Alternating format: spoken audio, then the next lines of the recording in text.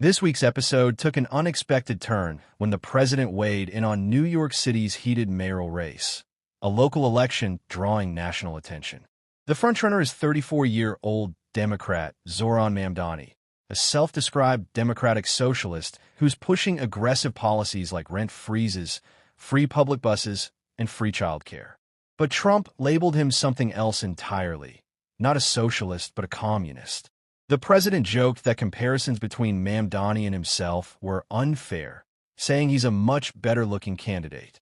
Mamdani's opponent is former Governor Andrew Cuomo, who's been openly critical of Trump, warning New Yorkers that if Mamdani loses, Donald Trump will take over New York City. He'll be President Trump and Mayor Trump. Trump laughed off the claim, but added a serious note. He said New York was a great city when he left, but began to decline under former Mayor Bill de Blasio, calling him the worst mayor, just like Biden was the worst president.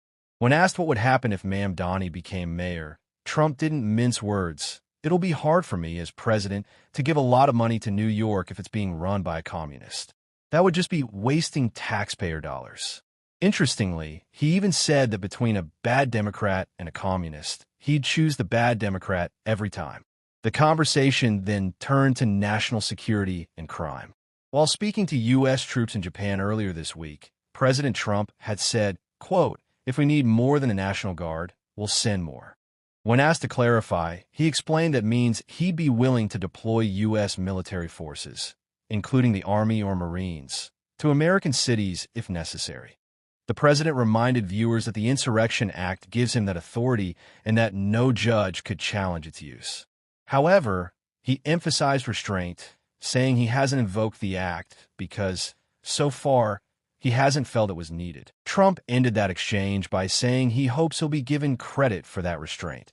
But critics say the mere mention of the Insurrection Act could intensify concerns about his approach to law and order in his second term.